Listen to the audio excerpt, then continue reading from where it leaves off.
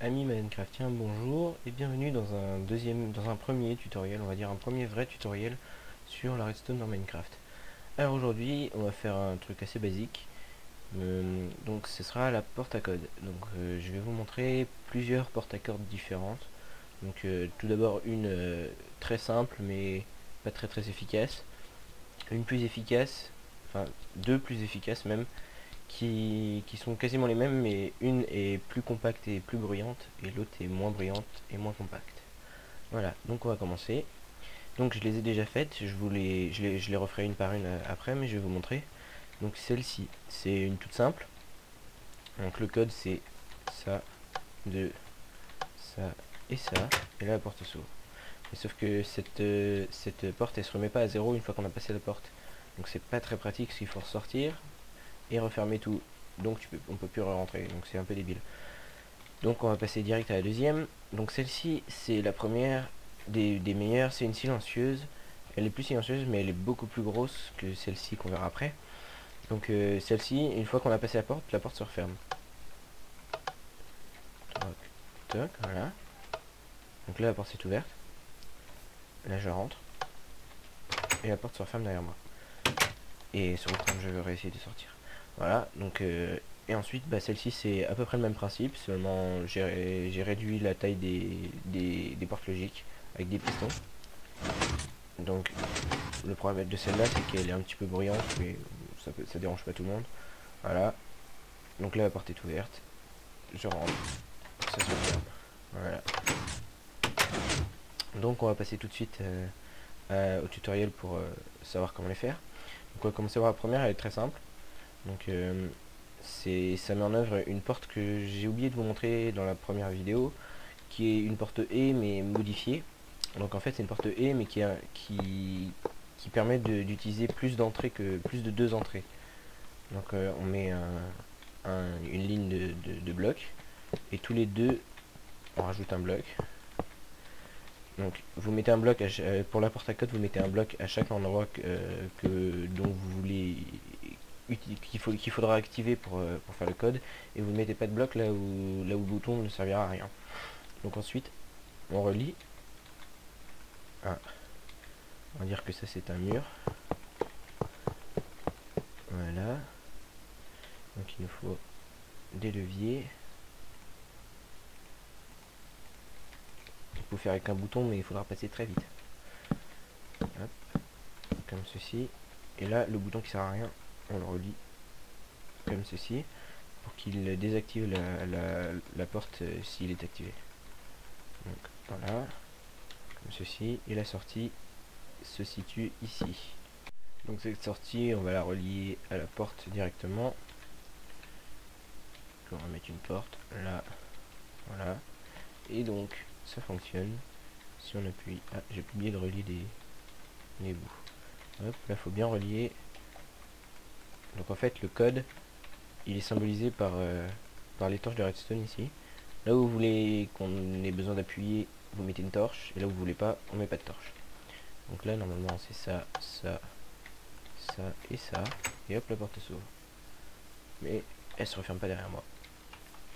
Donc on va passer directement à la deuxième. Donc celle-ci, elle est un petit peu plus compliquée, elle met en œuvre une porte E comme celle-ci. Mais avant la porte E, on va mettre des boutons à la place des leviers et des RS Norlock. Donc RS Norlock, pour ceux qui n'auront pas vu la première vidéo, c'est la mémoire. Donc c'est comme ceci. Mais on va utiliser la version compacte, donc plutôt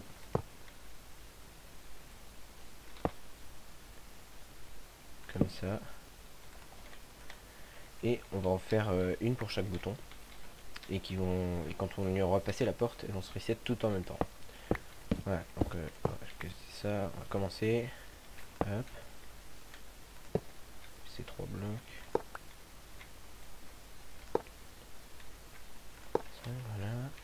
Donc comme je le disais, celle-là elle est beaucoup plus large avec le jour.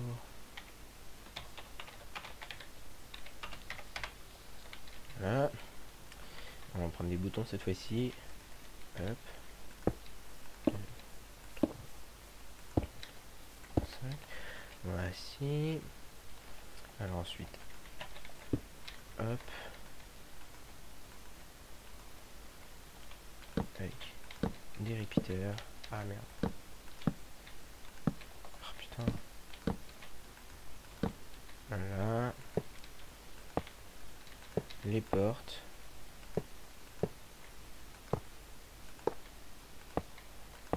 Et voilà. Et ensuite les torches.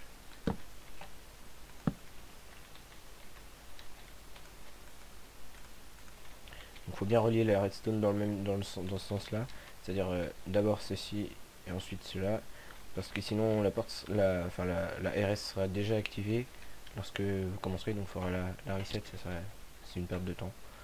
Bon, après c'est pas grave, mais voilà, ceci.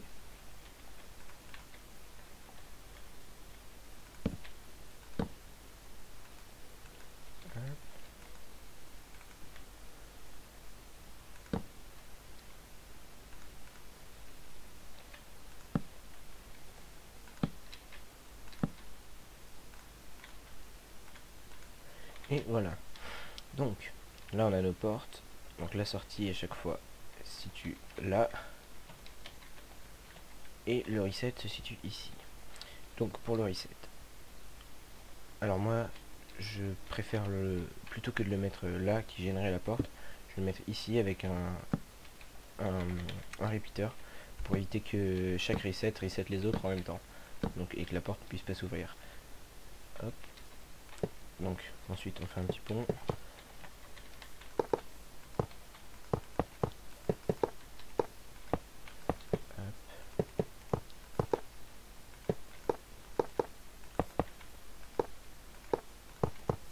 Voilà. Donc ensuite on va sortir les sorties justement. Alors, comme ceci. Alors, on va les isoler après.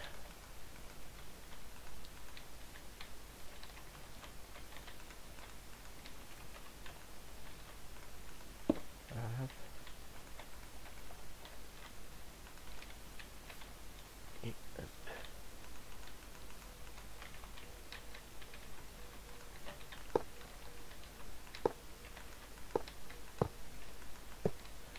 Voilà.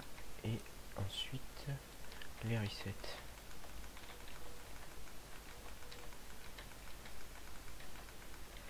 Là je pense que ça ira pas jusqu'au bout, donc on va devoir mettre un repeater. On va le mettre au milieu. Voilà. Ensuite on va placer une porte. Comme ceci. Le reset ici. Et la sortie, ah oui, j'ai oublié un truc. Avant de faire la porte, il faudrait peut-être faire la porte E. Donc une grande porte E pour toutes les sorties.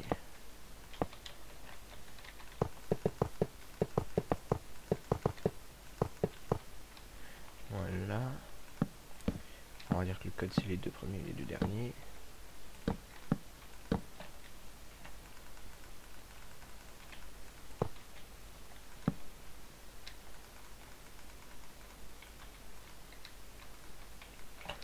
Voilà. On va mettre la sortie au milieu parce que si on la met tout au bout, cette redstone là risque de ne pas aller jusqu'au bout.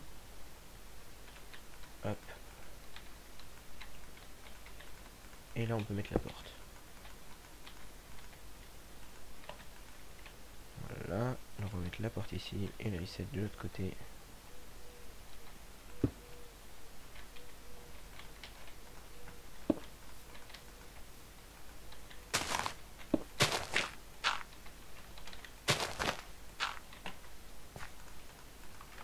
Un petit pont.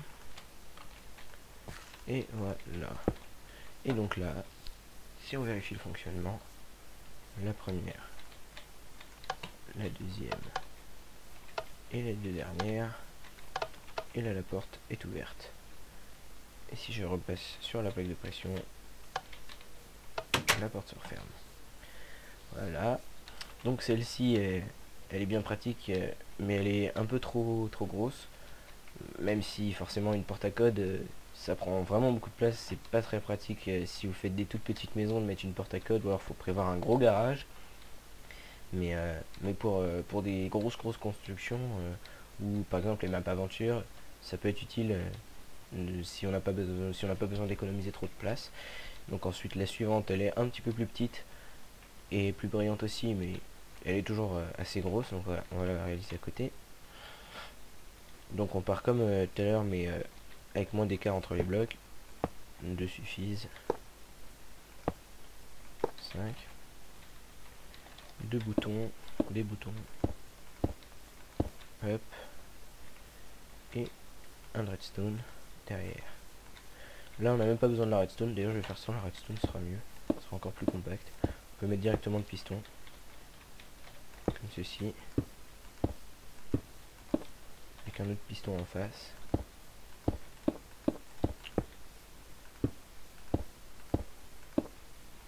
Merde, un trou, voilà. On met le bloc de redstone sur le premier piston. Donc ça c'est une RS Norlotch aussi, mais avec des pistons. Je ne l'ai pas montré non plus dans la première vidéo, mais je l'utilise pas très souvent. Donc la sortie va être ici.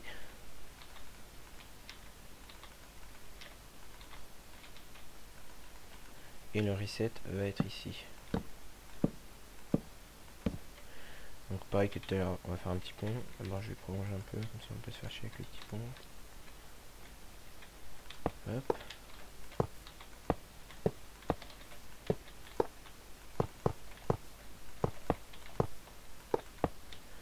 Voilà.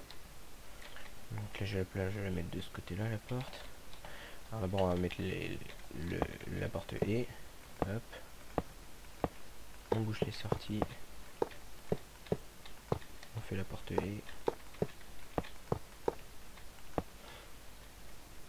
Hop. Je vais mettre le même code que pour les deux précédentes. Hop.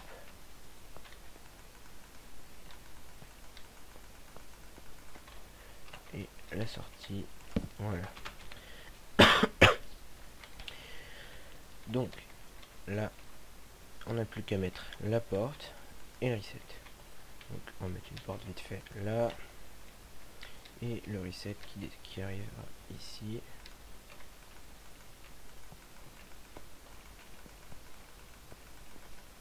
Hop, alors là non plus il va peut-être un petit peu court.